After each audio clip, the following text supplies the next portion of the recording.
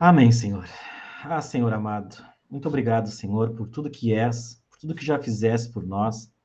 Por seres nosso Pai, nosso Senhor, nosso Salvador, nosso Redentor. Ter nos tirado, Senhor, do vale das trevas, Senhor, e nos colocado, Senhor, no reino da luz. Por nós sermos, Senhor, um vale de ossos secos e hoje nós temos vida, Senhor, através do Teu Espírito Santo, Pai, através da Tua escolha, através do Teu amor imensurável por nós.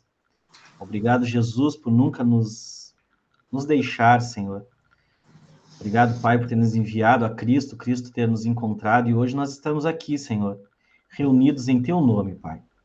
Entregamos em Tuas mãos, Senhor, essa reunião, entregamos em Tuas mãos, Senhor, a vida de cada irmão que está aqui, que vai assistir depois, e que a gente possa, Senhor, verdadeiramente, Senhor, conhecer a Tua palavra, e não só conhecê-la, mas viver, Senhor, porque conhecimento sem prática não vale de nada. Então, nós queremos vivenciar, Senhor, tudo que o Senhor já preparou para nós, Senhor, nesse tempo agora aqui, que fique gravado, Senhor, na nossa mente, no nosso coração, e que a partir de hoje possamos cada vez mais viver, Senhor, o Teu Evangelho verdadeiro.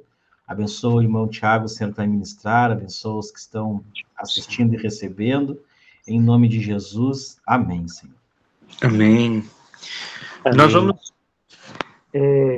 estudar hoje o livro de Joel, dando continuidade aos nossos estudos de panorama, né, do panorama bíblico. E o nosso objetivo com cada livro desse é sempre, irmãos, ver como que Cristo é demonstrado, a cruz é demonstrada no Antigo Testamento, como que a mensagem é única. E também temos alguns outros objetivos nos quais a gente... Só rapidinho. Tá meio abafado o microfone, não tá tapado aí. Melhorou? Ah, agora sim. Tava, acho que tapado. Desculpa. Então, o nosso objetivo ao estudar, né, esses livros é ter um panorama reformado, um estudo reformado a respeito desses livros, né, tendo em base a teologia reformada. E, na verdade, o que a gente encontra muito é como a gente geralmente pega esses livros, Joel, os profetas, e a gente consegue perceber como que as verdades bíblicas estão presentes lá, né? As verdades bíblicas nas quais nós cremos, certo? Nas nossas confissões de fé. E então as nossas confissões de fé derivam, né, desses textos, desses escritos e da teologia desses livros. E então o objetivo de nós estudarmos esses livros é conhecer mais sobre Deus, conhecer mais sobre o Senhor. E os outros objetivos secundários, irmãos, é sempre estarmos conectados com o fato de que esses livros, da maneira com que nós estamos estudando, foram os livros estudados pelo próprio Jesus, pelos apóstolos. Então nós estamos tendo esse panorama do Antigo Testamento nessa mesma linha de pensamento, certo? E o que eles estudavam. Então vamos para o livro de Joel. E para estudarmos o livro de Joel, eu separei... irmãos, se vocês quiserem falar, funciona da mesma maneira, tá? Levantem a mão, ou se qualquer coisa, pode só desmutar o telefone, pode o microfone e me interromper. Para estudar o livro de Joel, nós vamos precisar de um texto complementar, certo? E eu separei o texto o Salmo, né? O Salmo 53, para nós estarmos fazendo o estudo complementar. Wesley, não, perdão, eu te dei o Salmo errado. É o Salmo de Davi, é o 51, né, de arrependimento. É o Salmo 51. Salmo de Davi de arrependimento. Vamos ler esse salmo. Na verdade, eu não vou ler ele inteiro. Vamos ler o 51. Eu vou ler ele até certa parte e nós paramos e, à medida que formos estudando, nós vamos dando continuidade. Ok? Ele é muito importante para entendermos o tema, um dos temas centrais do livro de Joel, tá bom? Então vamos lá. A palavra de Deus, o Senhor comunicando a nós. Compadece-te de mim, ó Deus, segundo a tua benignidade, e segundo a multidão das tuas misericórdias, apaga as minhas transgressões. Lava-me completamente da minha iniquidade, e purifica-me do meu pecado. Pois eu conheço as minhas transgressões, e o meu pecado está sempre diante de mim. Pequei contra ti somente, e fiz o que é mal perante os teus olhos, de maneira que serás tido por justo no teu falar e puro no teu julgar. Eu nasci na iniquidade, e em pecado me concebeu minha mãe. Eis que te comprases na verdade no íntimo, e no recôndito me fazes conhecer a sabedoria. Purifica-me com esopo, e ficarei limpo. Lava-me, e ficarei mais alvo do que a neve. Faze-me ouvir júbilo e alegria, para que exultem os ossos que esmagaste. Esconde o rosto dos meus pecados, e apaga todas as minhas iniquidades. Cria em mim, ó Deus, um coração puro, e renova em mim um espírito reto. Vamos até aí, só até o 10 ao princípio. Então, o livro de Joel, desse profeta, ele é um livro que vai abordar o arrependimento de uma maneira diferente, né, da qual nós vemos hoje em dia. Uma maneira diferente porque é a maneira real, o arrependimento verdadeiro. E o que nós temos hoje em dia, de certa forma, é sempre um arrependimento falso, ou uma ideia diferente do que é arrependimento. E então nós vamos agora estudar esse livro e ver o que significa arrependimento e como que o Joel trabalha isso de uma maneira até conclusiva, certo? Vamos então para o estudo. Vamos falar um pouco sobre Joel. Joel, ele é um profeta que ele ao que tudo indica, ele teve muito contato e ele provavelmente leu muito os textos dos profetas. Por exemplo, ele leu muito Isaías, ele leu bastante esses textos. Ele teve um contato muito grande com esses profetas e com os escritos deles. Então ele é um profeta que tem uma certa quantidade muito grande de conhecimento bíblico. E ele utiliza desse conhecimento bíblico no seu livro, certo? E ele viveu na época do início, né, da juventude do reinado do rei Joás, certo? Vou pegar aqui um resumo aqui para poder falar melhor para vocês. Então, ele viveu nesse início, né, do rei Joás, nesse início dos dias dele, no dia de sua infância. E quando esse rei teve sob as tutelas dos sacerdotes, né, antes de ele se tornar rei de fato. E Joel, que significa Javé é Deus, né? Javé é Deus, que é o nome dele, significa isso.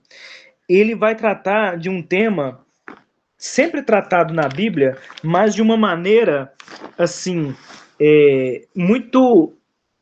Ele vai usar poesia, né, nos seus escritos para tratar de uma maneira muito mais pesada um tema que é muito ignorado na Bíblia, que é o dia do Senhor. Ignorado nos nossos tempos modernos, tá, irmãos? Quando eu digo isso, é nos nossos tempos modernos, no nosso mundo secular. Então, o dia do Senhor não é algo compreendido.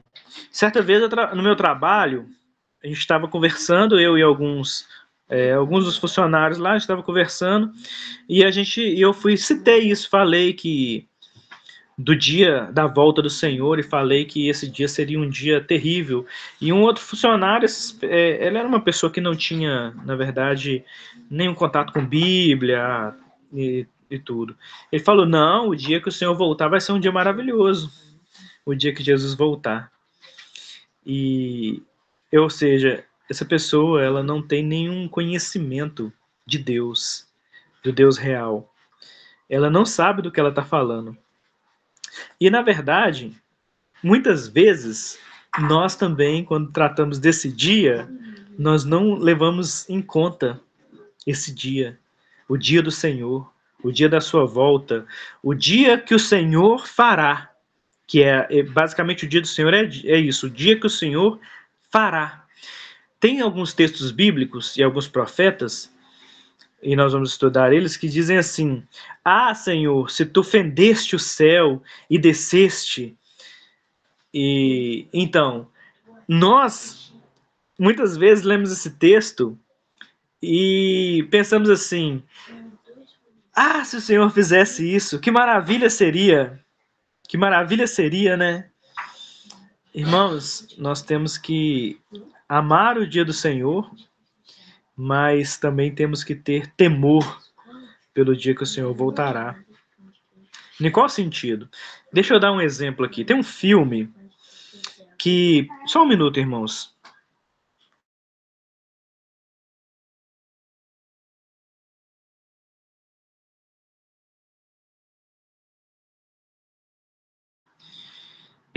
Tem um filme que chama The Long Years, em inglês, que ele é um filme baseado na obra de Stephen King. E a história dele é interessante. Ela conta a história de um voo noturno que o pessoal dormiu, né? Algumas pessoas dormiram durante o voo. E aconteceu uma tempestade. E o que acontece é que durante essa tempestade as pessoas ficaram, elas foram para um tempo assim, elas perderam no tempo, então elas pousaram, aquelas pessoas que ficaram, elas estranharam porque tinha muita gente no avião, mas as pessoas desapareceram do avião, só eles ficaram, então eles pousam, e eles começam a estranhar que não existe ninguém na Terra, assim, eles não acham ninguém na Terra, né, eles estão sozinhos lá, mas eles começam a ouvir um som distante, lá no horizonte, um som estranho. E então eles começam a bolar teorias, e até descobrirem que eles, na verdade, estavam num tempo, no limbo. Significa que eles estavam entre o tempo e o não tempo. Eles estavam num tempo onde é que não havia tempo, certo? E então eles estavam meio que no passado, mas o tempo não passava assim do jeito que eles imaginavam. Eles estavam parados no tempo. E o que acontece? O som que eles estavam ouvindo era o fim do mundo. Na verdade, na obra, eram criaturas, e daí que vem o nome Long Years do filme, que é o nome das criaturas que estavam destruindo o mundo, elas estavam comendo o mundo e toda a realidade. E então eles desesperadamente têm que sair e chegar no tempo e dar um jeito de voltar para o tempo, porque senão eles também serão destruídos por essas criaturas, certo? E então o filme gira em torno deles conseguindo reverter a situação, passando pela tempestade novamente para fugir, né, dessas criaturas que estavam destruindo o mundo e a realidade. Irmãos, nós iniciamos, né, logo o tema central do livro de Joel, o dia do Senhor. O dia do Senhor é desesperador, como nesse filme. Ele vem destruindo tudo que está ficando para trás. Tudo que você conhece como realidade, o Senhor vem destruindo. E nós vamos abordar isso um pouco melhor na medida do estudo. Vamos para o primeiro ponto, Wesley. Então Joel fala a Israel em um período futuro, pós-exílio. Ele usa as escrituras e diz que confrontará o pecado de Israel, mas não diz qual pecado.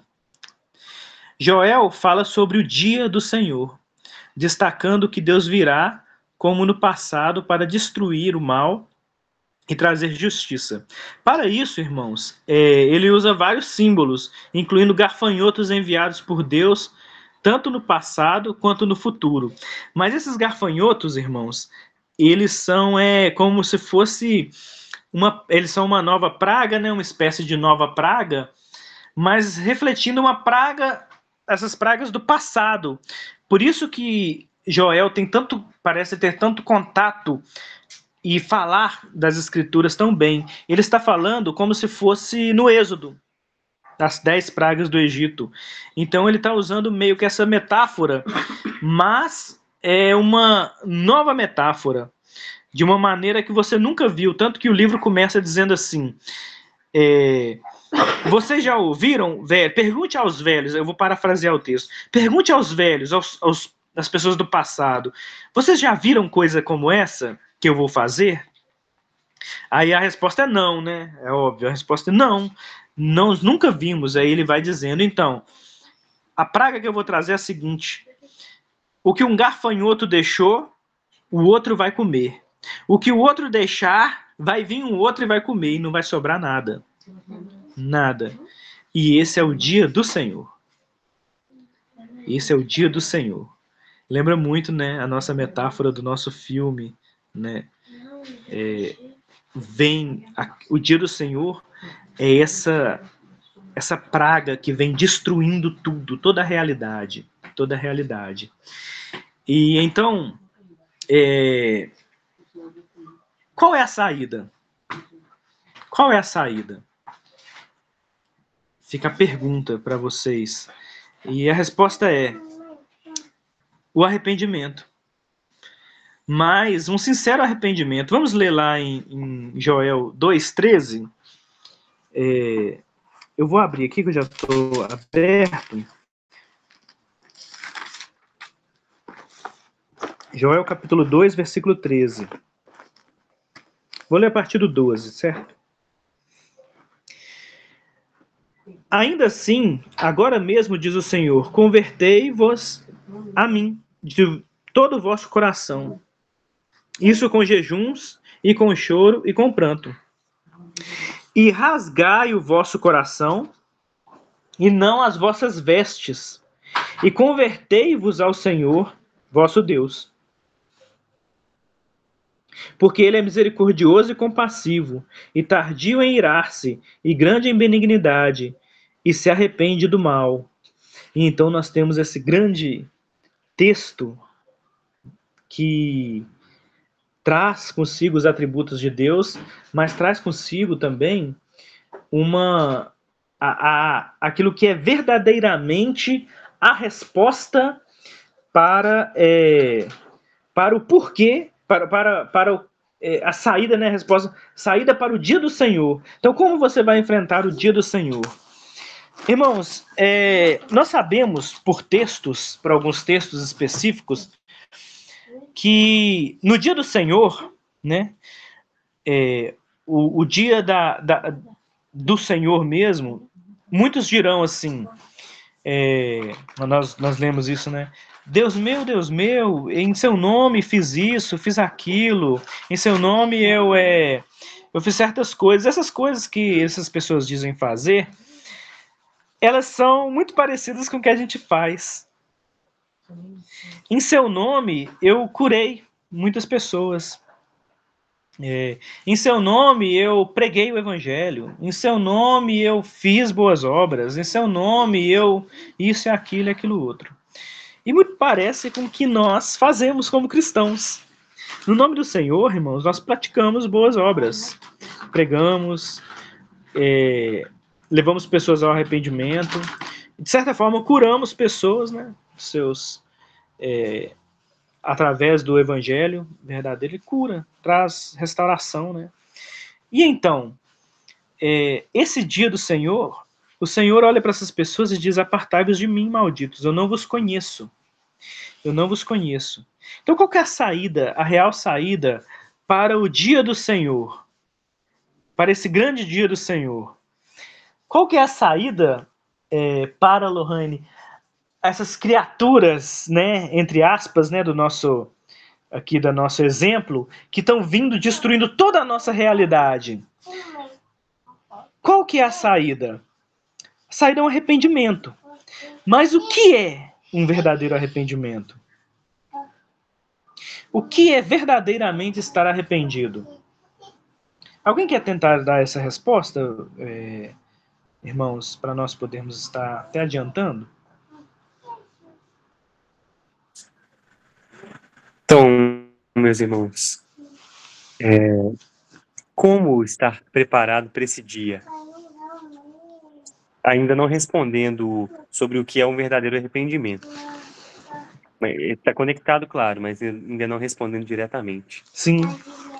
A única forma de estar preparado é se você não tiver nada o que apresentar. E aí, estar arrependido tem relação com isso. É no grande dia, eu chegar para Deus e dizer absolutamente, se me for perguntado, eu não tenho nada. Não tenho nada, eu não trago nada. Senão, o Cristo. E aí a gente entra na imputação penal, na substituição penal. Um verdadeiro arrependimento é exatamente isso. Exatamente, eu não tenho nada o que oferecer. É eu entender que todas as minhas obras, absolutamente, elas são más, como nós já vimos.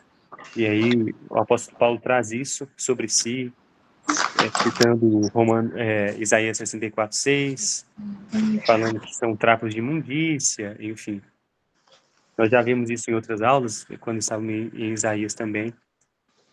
Então, o verdadeiro arrependimento é exatamente quando eu contemplo Deus e contemplo a mim, eu não tenho nada para oferecer, senão um mar de desobediência, senão motivos para ser abandonado e destruído por Deus. E esse reconhecimento de que eu só tenho motivos para Deus me destruir, me abandonar, isso é um arrependimento. É um caminho desse verdadeiro arrependimento. Muito bem, Wesley. Nesse sentido, é a resposta, o início da resposta é isso. Eu vou deixar o Michael falar primeiro, que aí depois eu vou completar isso que você disse. Nos fale, irmão Michael, por gentileza. O entendimento que eu tinha antigamente de um verdadeiro arrependimento era bem diferente do que a Bíblia me mostrou nesses últimos meses intensos com Deus, assim, né? Principalmente em experiência com meu filho. Eu tenho um filho de 16 anos, né? E quando eu comecei a entrar na fé reformada, eu comecei a ensinar tudo que eu podia para as pessoas, achando assim, ó, eu tenho que mostrar a verdade, senão parece que ninguém é salvo. Né? A gente entra nessa assim. E aí depois Deus foi me tratando com a palavra dele, e hoje eu sou bem mais calmo. E essa semana, assim, né, nós estamos estudando os mandamentos, e meu filho esse, né, assim, com ele eu vou indo, conforme ele vai aprendendo, ele me pergunta as coisas, né, e aí, assim, com a gente estudando os mandamentos, a gente vê que a gente é completamente depravado mesmo em todas as áreas da nossa vida, né, e um verdadeiro arrependimento é a gente reconhecer, o meu entendimento que eu tenho, assim, né, de reconhecer que nós não somos nada, né, porque se nós não vivermos em constante arrependimento, porque a gente peca involuntariamente. O pecado está na nossa vida de um jeito que, tipo, se tu pegar o primeiro, nós estamos recém no terceiro mandamento, no primeiro e no segundo mandamento, tu é extremamente pecador, extremo. Aí ele veio umas perguntas para mim, né, e é isso aí e muito mais, né, que o Ademir, ele bate muito, assim, né, muito boas palavras dele ali, e ele disse, eu acho que não é assim, pai. Eu peguei assim, não, filho, é muito pior do que ele está falando. E aí eu mostro para ele, né, nós pecamos muito. Então, o que eu creio, assim, que um verdadeiro arrependimento é tu estar sempre em arrependimento, assim, a gente reconhecendo que nós não somos nada sem Cristo, né? E Deus vai mostrando cada vez mais essa nossa podridão para a gente mesmo, assim, né? Porque, como Paulo diz, né, eu sou o pior dos pecadores. A gente não tem que olhar os outros, a gente tem que olhar a gente, né? Quando ele não fez uma pesquisa de mercado para ver quem é que era o pior dos pecadores, ele disse que era ele. Não, ele viu que ele era, como nós temos que ver, né? Que nós é o viver em arrependimento. O verdadeiro arrependimento é viver em arrependimento, porque nós somos muito pecadores, mesmo sem... Isso mesmo, irmão Michael. E aí eu vou trazer agora, não diferente do que os irmãos falaram, mas uma visão sobre arrependimento, que engloba o arrependimento de Joel. Vocês veem que no início, aí no primeiro ponto, né, do slide, ele não fala que pecado Israel cometeu para sofrer, ele já começa falando, vem o dia do Senhor, por causa dos pecados seus. Mas ele não cita qual pecado. Então nós vamos ver 2 arrependimentos hoje. O primeiro, o arrependimento de Davi, que nós começamos a ler em Isaías 51. E como que a gente identifica o arrependimento de Davi? E depois eu vou tratar sobre um arrependimento de um outro personagem que vai citado, né, que é Paulo. E nós vamos fazer um link desse arrependimento também juntamente com o exemplo que eu dei, para o exemplo que eu dei não ficar perdido, né, irmãos? Que eu não dei ele à toa, tem um objetivo. Então, o primeiro arrependimento é o de Davi, que começa assim: compadece-te de mim, ó Deus, segundo a tua benignidade, segundo a multidão das tuas misericórdias, apaga as minhas transgressões. Então, Davi começa a recorrer com Deus, pela compaixão de Deus, por Deus se compadecer dele, segundo o próprio Deus. É o princípio de tudo. Davi, é como se Davi estivesse procurando um motivo pelo qual Deus deveria perdoá-lo. Então, Davi poderia ter citado várias coisas que muitas pessoas citariam. Por exemplo, se você é Davi e você sabe e você teve as declarações sobre Davi que foi feito a Davi, que Davi conhecia, por exemplo, o profeta Samuel ungiu Davi e disse que Davi era separado por Deus, ungido do Senhor. Então, Davi podia viver com isso em mente, né? Eu sou ungido do Senhor, eu sou o rei que o Senhor né, o Senhor ungiu quando era criança ainda. Tudo que dá certo na minha vida é porque o Senhor tem me guardado. Então, Davi poderia ter usado deveria ter diversos títulos que ele poderia utilizar, pelos quais ele poderia interceder a Deus e dizer: Senhor, perdoa a mim, eu sou o rei. Perdoa a mim, eu sou israelita, né? Perdoe a mim, eu sou ungido do Senhor. Irmãos, eu estou dizendo isso é ridículo para nós, mas não é ridículo para o nosso século. As pessoas se arrependem assim. Olha só, e agora vamos trazer um pouco mais para a nossa realidade. Tem gente que intercede assim, e nós podemos cair nesse erro. Me perdoe, Senhor, porque eu sou seu filho. Me perdoe, Senhor, porque eu estou em Cristo de alguma forma. Eu não estou pedindo perdão, rogando a misericórdia de Deus, como Davi inicia, rogando os atributos de Deus. Eu estou rogando um lugar ou um título que eu possuo. Me perdoe porque eu sou seu filho, Deus. Me perdoe porque... E é claro que eu estou usando isso de uma maneira... e os irmãos podem identificar isso nas próprias orações. Então, Davi inicia sua oração de arrependimento, compadece de mim segundo a tua benignidade. Ele olha para o caráter de Deus e diz: Deus, segundo o Senhor. Tem um outro exemplo que é Jó. Jó, quando viu que não havia ninguém maior que ele que pudesse tomar sua causa, ele disse para Deus: Senhor, sê o meu advogado diante de ti mesmo. É claro que eu vou tratar isso mais quando chegarmos em Jó, né? Expandir. Então, irmãos, como que nós podemos nos arrepender? O início do arrependimento, ele funciona através de reconhecer nosso estado diante de Deus e a razão pela qual Deus nos perdoa. Wesley ou Michael, vocês estão abertos em Joel 2,13? Poderia ler para nós, por gentileza? Vocês vão ver como que funciona essa... como que funciona a Bíblia, né? Ela se conversando entre si. Pode ler. Está na transmissão aí também. E rasgai o vosso coração, e não as vossas vestes, e convertei-vos ao Senhor vosso Deus, porque Ele é misericordioso, e compassivo, e tardio em irar-se, e grande em benignidade, e se arrepende do mal. Então, ele fala, como é que o Joel ensina a gente a se arrepender? Baseado em quê? Em Deus. Se arrependa. Por quê? O que vocês têm para oferecer a Deus em troca do arrependimento? Se arrependa porque Deus é misericordioso. Porque Deus é... Confie na misericórdia do Deus. É assim que você inicia uma oração de arrependimento. Confiando nos atributos de Deus para te guiar no arrependimento. E continuando. Davi vai dizer assim: lava-me completamente da minha iniquidade e purifica-me do meu pecado, pois eu conheço as minhas transgressões e o meu pecado está sempre diante de mim. Aí entra o outro ponto, porque eu não posso, é claro, fazer uma explanação do capítulo inteiro, né? Mas aí o versículo 4: pequei contra ti somente, e fiz o que é mal perante os teus olhos, de maneira que serás tido por justo no teu falar e puro no teu julgar.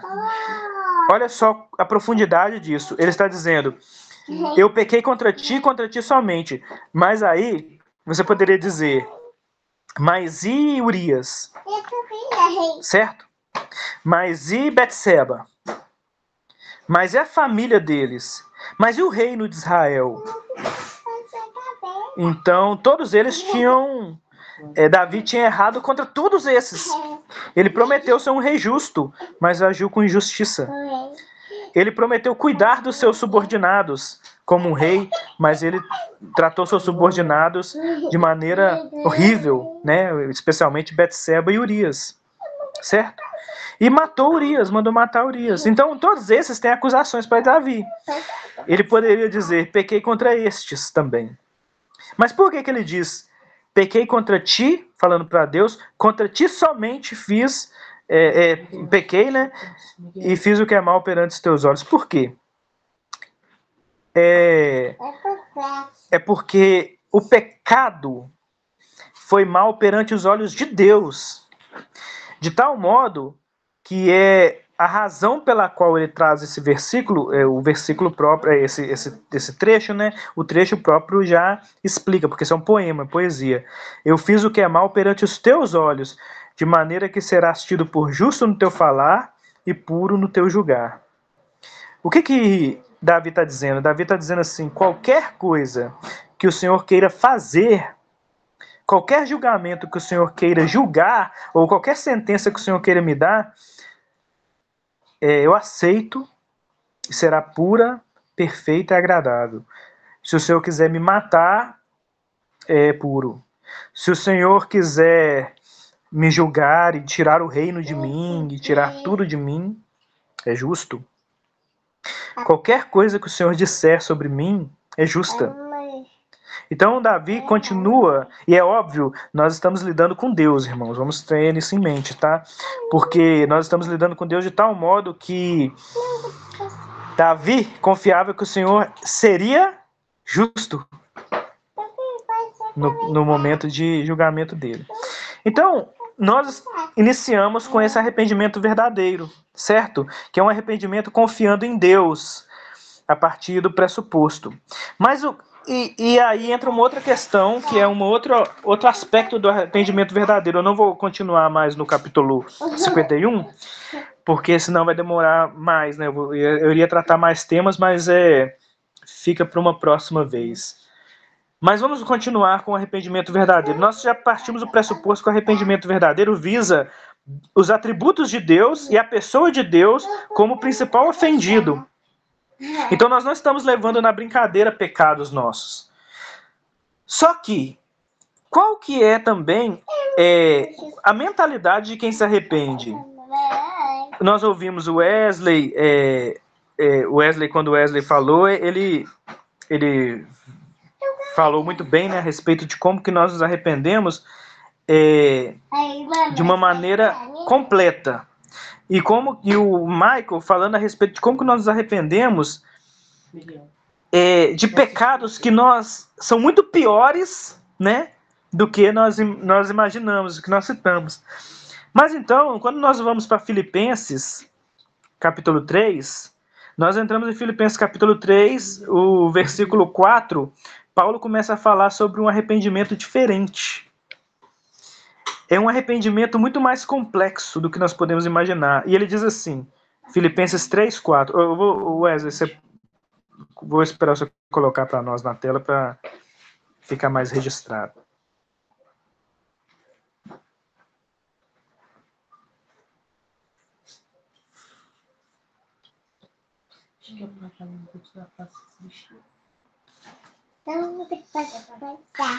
E diz assim,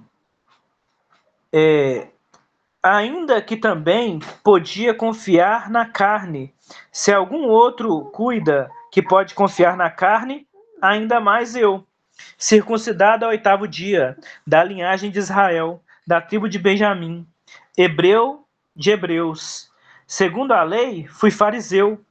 Segundo o zelo, perseguidor da igreja. Segundo a justiça que há na lei, irrepreensível. Mas o que para mim era ganho, reputei o perda por Cristo.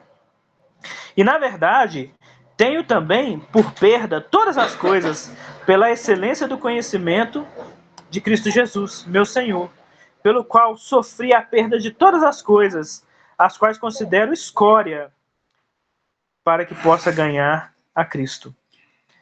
E seja achado nele, não tendo a minha justiça que vem da lei, mas a que vem da fé em Cristo, a saber, a justiça que vem de Deus pela fé. Então, qual que é o arrependimento de Paulo? Qual pecado Paulo citou? Vamos começar por aí. Pergunta aqui. Qual pecado Paulo citou em todo o seu arrependimento?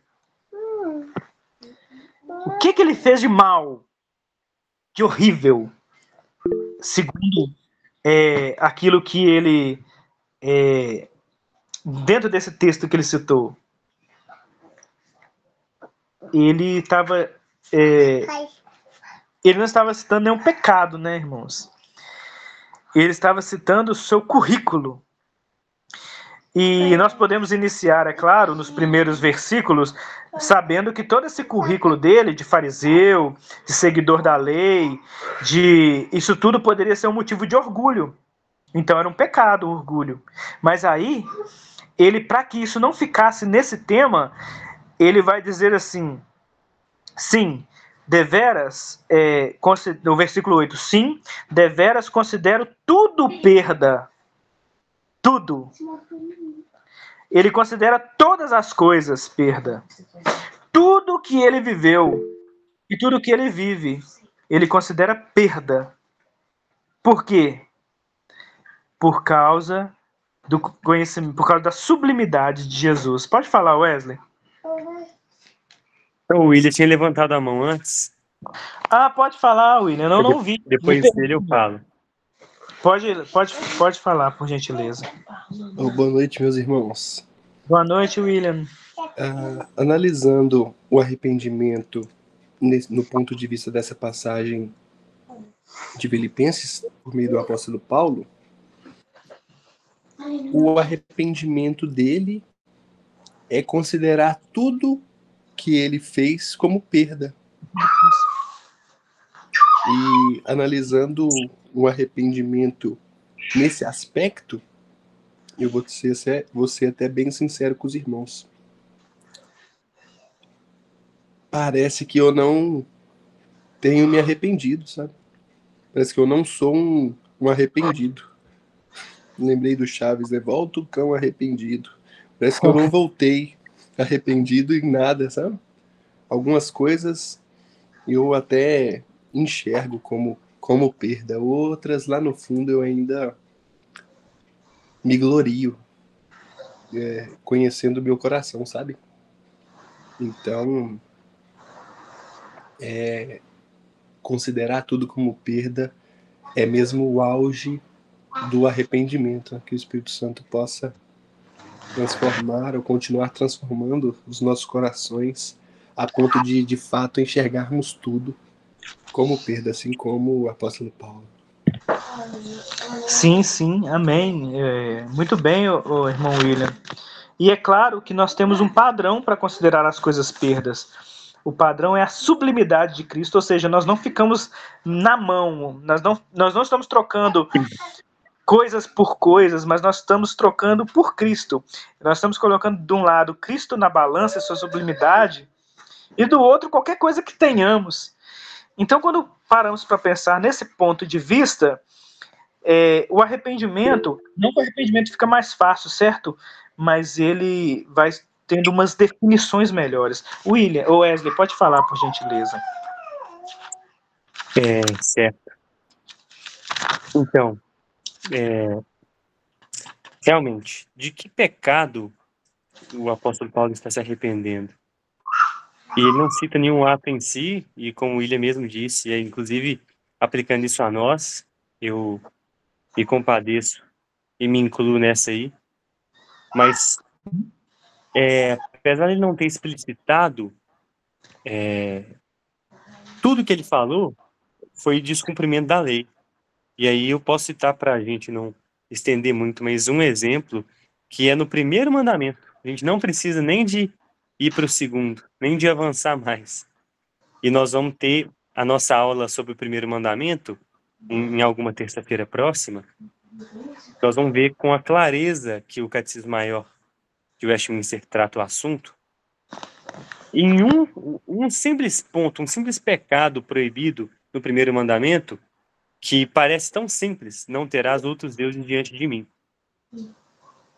Esse mandamento, nós vamos aprender, ele exige de nós que nós consideremos Deus em tudo, glorifiquemos Deus em tudo, que nós glorifiquemos a Deus por tudo e em tudo. O fato de Deus, de não ter outros deuses diante dele, é porque ele é o Deus. E se ele é o Deus, ele tem que ser conhecido e reconhecido como tal. E quando nós agimos pecando, ou nós agimos não pensando nele, só o fato de não pensar em Deus em 1 milésimo de segundo da nossa vida, isso já é o descumprimento do primeiro mandamento.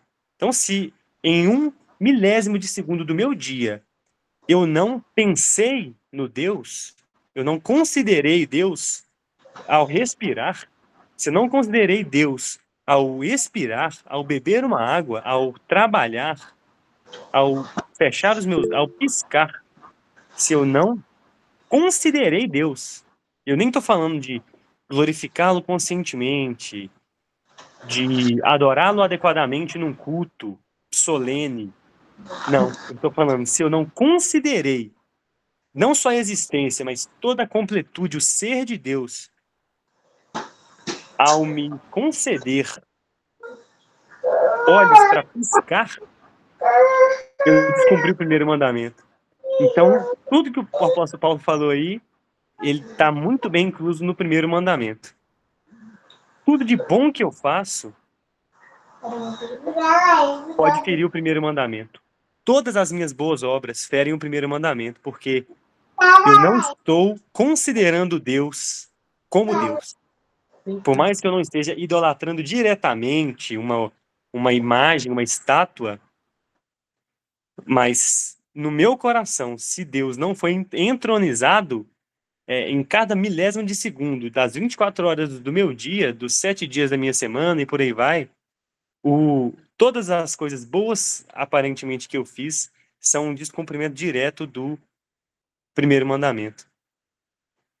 E aí, com base no que o William falou, já era. Tá perdido, tá perdido. Ô, Thiago, nós temos mais 15 minutos dessa chamada, viu? Tá, vamos avançando. Irmão Maico, comente, por favor, também. Deixa o irmão Maico falar, a gente avança para o próximo. Rapidinho. Wesley. Rapidinho, cara, só isso aí que o Wesley falou, já que só no não pensar em Deus já seria pecado.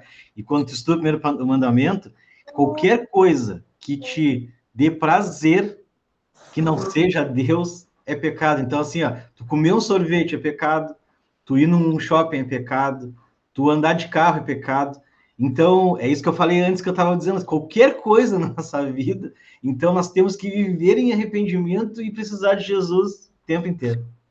Tem que ser um arrependimento exatamente constante, mas Exatamente isso, Michael. Porque, como o Wesley falou, essas coisas, elas são pecados terríveis diante de Deus, porque você não está considerando Deus como o agente que deveria receber honra por aquilo, porque ele criou aquela coisa para demonstrar uma característica dele.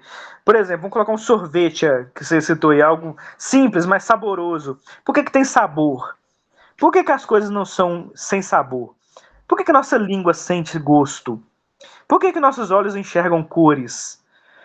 Todas essas coisas, elas foram feitas por Deus, pensando em nos dar sentidos para que nós pudéssemos aproveitar características. E a gente não glorifica, vamos colocar que a gente não vai achar, né, num sorvete, características de Deus profundas. Mas nós pelo menos deveríamos agradecer e dizer: Deus, obrigado por poder sentir gosto. Tudo devia ser sem gosto. Obrigado por ver cores. Nada devia ter cor. Nada. Mas Deus fez. Ele é um Deus lindo. Ele é um Deus admirável. Ele é um Deus maravilhoso. Então, essas coisas nós não consideramos. Então, olha só como que o pecado ele vai transformando a nossa visão e vai omitindo a visão de Deus, porque o que o pecado faz muitas vezes é somente nublar os nossos sentidos para com Deus e aguçar para com outros pecados, né? Então vamos para o próximo ponto. Então nós fizemos uma análise um pouco profunda, aprofundamos um pouco na análise do que é um arrependimento, com base no versículo 13, né, correto, de Joel, e usando também o arrependimento de Davi e o arrependimento de Paulo, que são dois diferentes, né? Um por causa de um pecado explícito e Paulo por causa de boas obras, entre aspas, mas que levavam ao pecado, como Wesley disse, profundo, em desonra ao primeiro mandamento. E aqui Joel fala no 13: rasgai o vosso coração e não as vossas vestes, né? E o versículo 12 diz assim: convertei-vos a mim de todo o vosso coração. Quem pode, irmãos, de todo o coração converter? A exigência é muito alta, irmãos, é muito alta. O ponto central do livro, né, nesse aspecto, é que Deus está constantemente irado com o seu povo. Mas também Deus o ama constantemente. Vocês veem, no início do livro é só pedrada, é Deus dizendo: vou mandar os gafanhotos, vou destruir, vou mandar o dia do Senhor, vai ser terrível. Mas do meio do livro para frente é Deus dizendo: se arrependam, porque eu amo vocês, se arrependam confiando em mim. Confiem que eu vou perdoar. Então, Deus é infinito em ira, mas se seu ódio é infinito, seu amor não pode ser diferente. Não pode ser diferente. Então, irmãos, não há como chegar-se a Deus como Lutero no início lá, né? Olhando para a ira de Deus, olhando para o Deus irado, né? Olhando para um Deus justo, mas sem considerar que toda justiça, toda a ira, ela não se divide da graça, do amor. Não há dois deuses. E Deus não tem duplo temperamento. Ora ele está irado, ora ele está amando. Nós já falamos sobre isso, né? Que ao mesmo tempo Deus está constantemente feliz e ao mesmo tempo o mesmo Deus está irado com o pecado. Mas ao mesmo tempo ele está perdoando. E é claro, isso em Cristo, tá, irmãos? Eu tenho que falar porque até para ficar registrado, isso tudo é em Cristo. Em Cristo. Então, se o seu ódio é infinito, seu amor não pode ser diferente. Então, ninguém tem desculpa. Ninguém pode dizer e falar assim: ah, Deus não me perdoou, Deus não pode me perdoar porque eu pequei demais. Isso é heresia. Porque o amor dele é infinito, assim como sua ira. E o livro termina, né, com um sincero arrependimento de todo o povo e seus líderes. Olha que maravilha! Porque quando nós lemos, quando nós estávamos passando por Ezequiel, ninguém se arrependeu, lembra? Ezequiel ficou 25 anos pregando, mas aqui em Joel é um livro pequeno, 3 capítulos. O povo se arrepende. E o que acontece? Vamos ver o que acontece. Qual que é a resposta de Deus ao arrependimento? Então Deus responde com a destruição dos inimigos, de seus inimigos, né? E de todas as nações. Só que aí o que acontece? Quando você vai passar por esse trecho, você vai perceber que começa a se mesclar as nações com Israel em si. Como se Israel fizesse parte dessas nações também, e como se Deus estivesse dizendo assim: eu vou ter que destruir em vocês o mal. Eu vou ter que destruir o mal em vocês. Então, esses inimigos, essas nações, é vocês mesmos. Vocês são os seus próprios inimigos, de certa forma. E então, há uma renovação da terra, né? De toda a criação, um novo Éden. E isso é um tema recorrente, né? Vocês já estão acostumados a ver isso nos profetas. E vamos ver nos outros profetas também. É um tema recorrente. Sempre os profetas vão estar falando sobre uma renovação. Um novo Éden. Uma nova criação. E nós vamos ver isso melhor quando chegarmos no Novo Testamento. E por último, que é o mais maravilhoso de todos, é como que Deus continua respondendo. Irmãos, quando eu disse que o ódio de Deus é infinito e o amor dele também é infinito, olha como é que o amor de Deus se demonstra ao arrependido. Ao arrependido, com um verdadeiro arrependimento. Por último, Lana, a aula, filha, presta atenção. Por último, Deus responde com a sua presença no meio do povo. Ah, irmãos, eu lembro lá de Ezequiel tendo a visão da glória indo embora, mas no final a glória volta e está no meio de nós. E a mesma coisa aqui, Deus responde com a sua presença no meio do povo arrependido. O seu próprio Espírito Santo habitará em nossos corações, nos corações do arrependido. Então o capítulo 3, versículo 17 de Joel, diz assim: e sabereis assim que eu sou o vosso Deus, que eu sou o Senhor vosso Deus, e que habito em Sião o meu santo monte, e Jerusalém será santa. Estranhos não passarão mais por ela. E sabereis que eu sou o Senhor vosso Deus, que habito em Sião. O Senhor habitará em nosso meio. Habitará na nova criação. Então, irmãos, uma nova definição para o novo Éden é um homem arrependido. Cada homem verdadeiramente arrependido é uma nova criação. É o novo Éden. E o Senhor está habitando nele. O Senhor está morando nele. E como eu disse, essa morada é em Cristo, certo? Então Cristo mora em nós. De que forma que Cristo mora em nós? Que nós estamos nele. Estamos nele. E é assim que encerra o livro de Joel. O livro de Joel, na sua consumação, no seu fim, fala sobre um arrependimento verdadeiro de pecados, mas um arrependimento de quem você é também. De todos os seus feitos, se arrependa dos seus feitos. Por quê? Porque você foi colocado na balança toda a sua vida. E no outro lado da balança, o Cristo. Jogue tudo fora. Abandone tudo pelo Cristo. Ele é muito mais sublime, porque se você ficar com qualquer coisa que seja, você está dizendo que essa coisa é valiosa mais do que o Cristo. Então, o arrependimento verdadeiro é quando nós conseguimos enxergar em nós pecados reais como Davi, que ofenderam a Deus, mas confiando nos atributos de Deus, né? E como também Paulo, né? Nos arrependendo de nossas boas obras, de nossas boas práticas, quando essas boas obras, essas boas práticas foram feitas para a nossa própria glória, e não para a glória de Deus.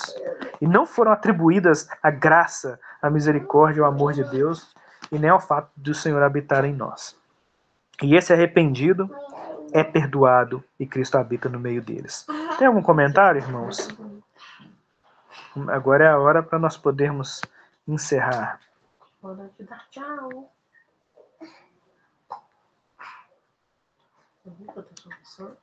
Tudo certo? Não, meu irmão, só um complemento bem breve, que a consequência de estar em Cristo e dessa promessa de Joel 3,17, que é Deus habitando em nós, a consequência final disso é que nós seremos santos como Deus é santo, e que não mais pecaremos. Então, aquele pecado que é apresentado no começo do livro, ele acabaria e acabará. Então, todos os motivos de sermos justamente condenados, seja por pecados, seja pelas nossas obras, que também são pecados, tudo isso acabará quando o Senhor não só habitar em nós do jeito que Ele habita hoje, mas quando finalmente toda lágrima será enxugada e toda dor também se dissipará e não haverá mais pecado em nós, porque estaremos completamente em Cristo, diante do próprio Deus. Então essa promessa ela é completa, com o arrependimento se completando na glorificação, né? Graças a Deus, meus irmãos. Graças a Deus. Me ocorreu que no versículo 21 fala um pouco sobre aquela promessa daquele Messias enviado, mas que não estava completamente ainda explicado, né? E o versículo 21 diz assim: Eu expiarei o sangue dos que não foram expiados, porque o Senhor habitará em Sião. Ele está falando sobre o dia da expiação, né? Que foi completado em Cristo, né? Então ele estava apontando para o Cristo, o Messias. Ele estava dizendo assim: seu pecado é perdoado, mas não ficou impune. Eu vou ter que expiar o seu pecado. Fala, irmão Michael. Irmão Michael, você vai fazer dupla oração hoje. Já pode comentar e orar encerrando, por favor. Não, assim, ó, quando a gente falou do dia do Senhor mesmo ali, né? Que a gente tem aquela ideia também, quando fala, né? Quando Jesus voltar, né? Com o seu manto, está com mancha de sangue, né? E muita gente tem a interpretação do sangue que tem manchado nas vestes de Cristo é da cruz, né? Só que quando tu começa a estudar Apocalipse, que toda junto assim, né? É Jesus que vai matar, né? É Jesus que vai vir com o julgamento dele. É ele que vai destruir os inimigos. E esse sangue que está nas vestes dele é da justiça que ele vai fazer, né? Não dá simplesmente, né? Simples, que é o total, né? O preço que ele pagou por nós, o sangue derramado por nós, não, porque ele já está glorificado. Isso aí, esse sangue que ele vem, que é do dia do Senhor, né? O dia que é esse grande dia que nós esperamos e tememos, né? Mas é ele que vai destruir os inimigos, né? Então, esse sangue é da destruição dos inimigos, e as pessoas têm aquela ideia, né? 99% das igrejas que Jesus vai vir e vai salvar todo mundo, né? Porque a salvação é ilimitada, né? Então, quando a gente começa o que a gente está fazendo aqui hoje, assim, isso que a gente está aprendendo, parece que a gente está voltando para o tempo dos puritanos mesmo. A gente quer viver uma vida como a Bíblia manda. E a igreja luta contra pessoas que querem viver como a Bíblia manda, né? É uma coisa muito complexa a nossa mente, né? É incrível, né? E sempre foi assim. Sempre foi assim. Morar que vai acabar o tempo aqui. Está acabando. Amém, então, Senhor. Ah, Senhor Jesus. Te agradecemos, Senhor, por esse tempo precioso que estivemos aqui, Senhor. Te agradecemos pelo Senhor ter deixado para nós, Senhor, todas as instruções escritas